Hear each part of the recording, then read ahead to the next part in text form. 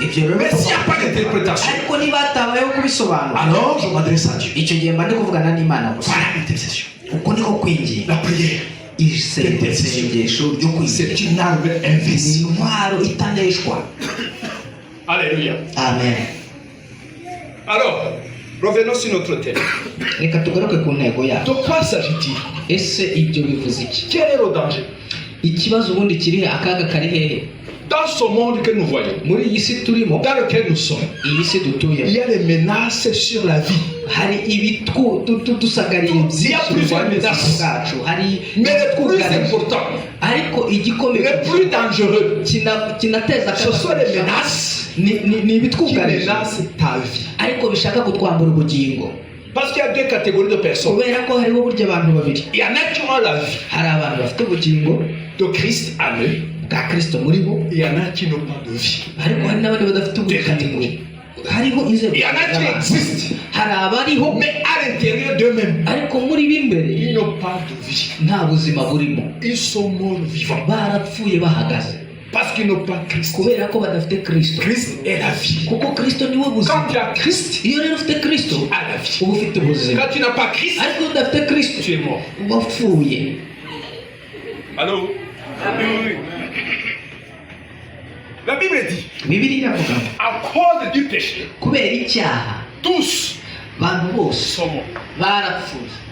Car le salaire du péché, c'est la mort.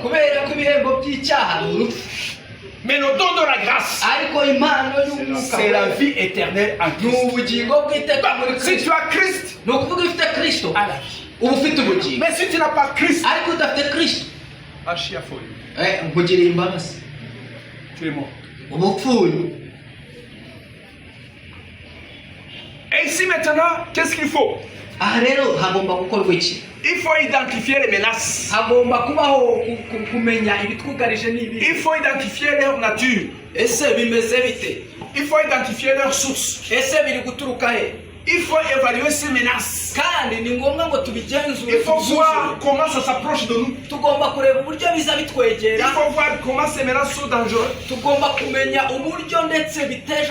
Et ici nous sommes en train de parler de nos enfants.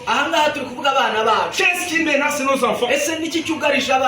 Qu'est-ce qui devrait constituer l'urgence pour nous? Qu'est-ce qui impose l'intercession des parents? C'est que la vie de nos enfants est menacée. Et si la vie de nos enfants est menacée, nous aussi nous sommes menacés. Je vais vous donner un exemple. Avez-vous entendu parler de Elon Musk? Oui, Elon Musk, c'est un Américain. Hein? C'est l'homme le plus riche actuellement.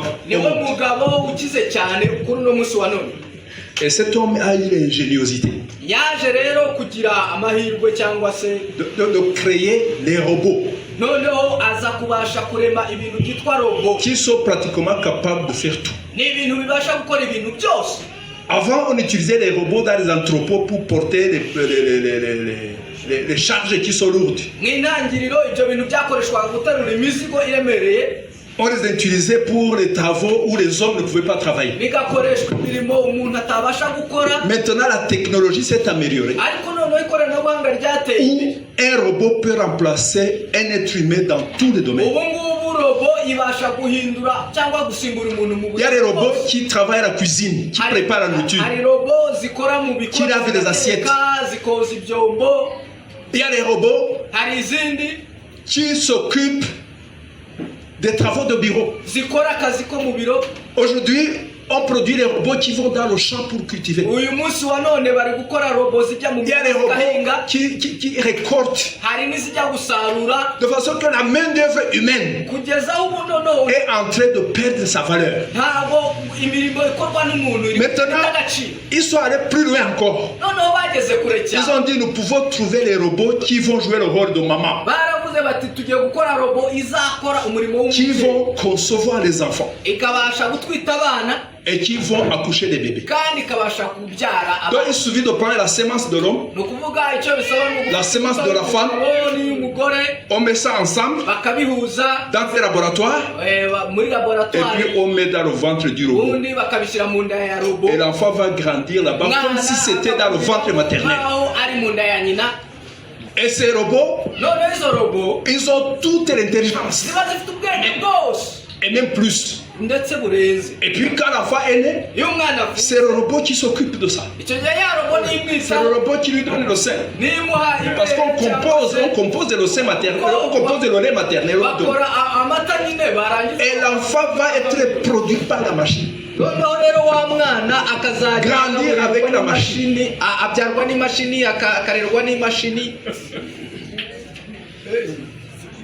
Et dans ce genre de situation, lorsqu'il y aura la guerre, c'est ton enfant qu'on viendra chercher. Parce que sa mort ne signifie rien. On peut produire d'autres. Vous voyez là où nous sommes en train d'aller. Alors j'insiste en parlant de nos enfants.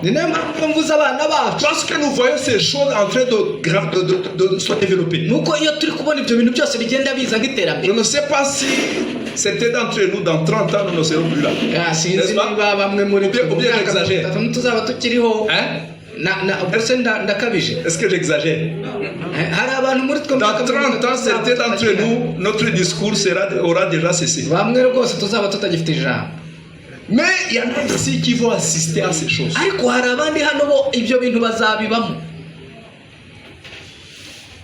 Aujourd'hui, on peut prendre la semence d'un homme et d'une femme. On met dans le ventre d'un animal pour voir l'enfant qui va sortir.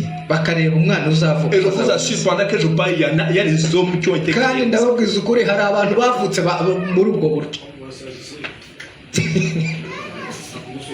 Voilà. Ce que nous sommes en train de dire, mes amis, c'est que un enfant, selon sa nature, il est le don de Dieu. Ça veut dire que c'est Dieu qui fait un don. C'est Dieu qui est la source de tout être humain. Et Dieu a voulu que cela se fasse dans le secret le plus profond. Quand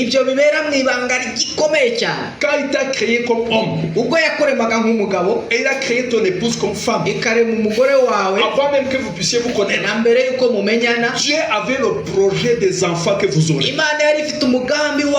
Et c'est Dieu qui va décider là où vous allez vous rencontrer. Alléluia. Amen. Même quand vous vous rencontrez, dans le secret de cette intimité, tout ne dépend pas de vous. C'est toujours Dieu qui intervient. Alléluia. Amen. Je sais de quoi je parle. Quand je me suis marié, j'ai fait 2 ans. On attendait le premier enfant. 2 ans. Et parfois les gens disaient que mais le pasteur là, il prie seulement, il prêche seulement, il ne sait pas créer des gamins. Et parfois il y en a qui venaient à la maison. Bonjour pasteur. Bonjour mamie pasteur. Où sont les enfants? 2 ans. On attendait. Et on avait compris. Aussi longtemps qu'il s'agit d'avoir un enfant, c'est Dieu qui intervient. C'est Dieu qui fait cette connexion. Alléluia. Amen. Et si Dieu fait cette connexion, il a le droit en tant que parent sur tous nos enfants. Nous n'avons pas de dernier mot. Alléluia. Amen. Amen. Alors, qu'est-ce qui fait que Dieu soit concerné au centre de ce qui se passe? C'est que c'est de Dieu que vient la vie. Et puis la vie qui lui a été donnée par Dieu. Amen. Amen. Laissez-moi vous dire, dans la science, on nous enseigne que une femme umugore a la possibilité afite ubushobozi d'être fécond bwo gusama une fois le mois. rimwe mu kwezi. Siko bimeze. Il y a une période fertile Hari igihe cyo gusama pendant laquelle elle peut être enceinte. muri icyo gihe rero ashobora gusama. Alors ces organes de reproduction no kuvuga ngo ingingo ze z'imyibarukiro produisent un œuf ibasha gutanga une fois le mois. rimwe mu mwaka. Et c'est quand elle rencontre son époux noneho rero iyo yahuye n'umugabo et que cet œuf est prêt, noneho byagira ikabari que la fécondation peut avoir lieu. nibwo hashobora kubaho gusama. Maintenant pour l'homme, ariko ku mugabo lui il est toujours partant. we buri gihe ahora yiteguye. Peut être fertile à tout moment. ashobora ko ahora iteka ryose umwanya. Mais qu'est-ce qui se passe bigenda bite? lorsque sa semence iyo imbuto ze sort? zisohotse La Bible dit z'utunyangingo qui partent chercher un seul œuf. zigiye gushakisha igi rimwe gusa. Combien de millions? miliyoni zingahe? 5 à 8. hagati y'eshanu Il n'umunani commence à courir.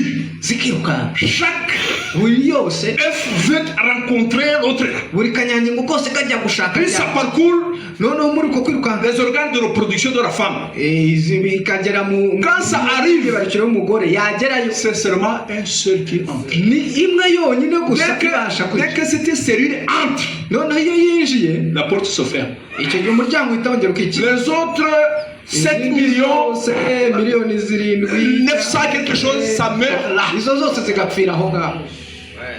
Ça veut dire, bivuze iki? si tu es né, tu es debout. niba waravutse ukaba Tu uhagaze es un champion. wowe uri umuntu gagné la course. waranesheje. Tu as couru tellement vite nuko wirukanse ukarusha abandi que les autres sont restés derrière. abandi basigaye inyuma. Mais dis-moi, noneho qui mbwira t'a dirigé? ese ninde wakuyoboye muri uko kwirukanka? Dans cette course, même la mère ne sait pas ce qui se passe. muri iryo siganwa n'umubyeyi ntazi. Le père, lui, il a fini sa part, il ne sait plus ce qui se passe. papa aba yarangirira akazi ke ntazi biba. Mais il y a quelqu'un qui sait. ariko hari ubizi. Alléluia. amen. Il y a quelqu'un qui ouvre la porte. hari ukingura umuryango. Et quand tu entres, noneho wakwinjira il veille maintenant sur toi. agahita akinga Jusqu'à ce que tu naisses. uzageza igihe uzavukira. Dieu est l'auteur. imana rero niyo Il est le donneur de la vie. niyo itanga Mais ubuzima. maintenant, noneho rero cette vie est menacée. ubwo buzima bwamaze Je parle de ça. ariko buragowe cyangwa se burugarijwe.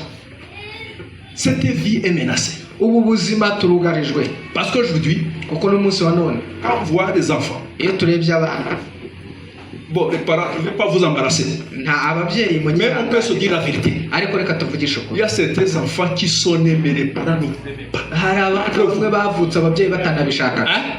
Je ne dis pas d'aller dire aux enfants que il y a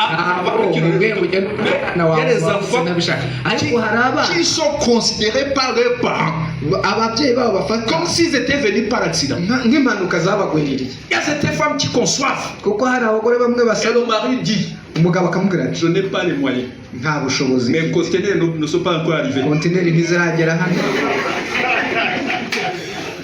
Qu'est-ce qu'il faut faire? Hein? Ici au Cameroun, on dit que c'est évacué. C'est devenu comme un jeu. Il faut évacuer.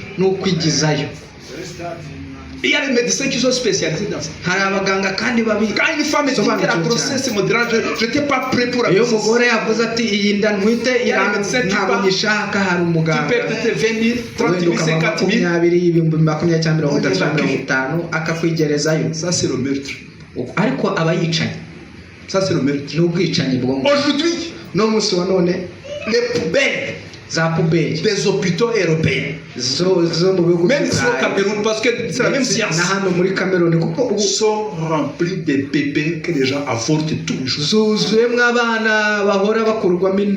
Aujourd'hui, nous avons les pères irresponsables qui multiplient les grossesses partout où ils passent, mais qui ne se demandent jamais qu'est-ce que ma semence a donné. Allez demander aux prostituées. Les prostituées conçoivent et déchargent et Dieu voit ces choses. Mais je voudrais vous dire, si nos enfants ont échappé à tout ça et qu'ils sont avec nous, sachons que Dieu a les yeux sur eux. Alors dans le livre des Proverbes, au chapitre 14, verset 26, Imigani 10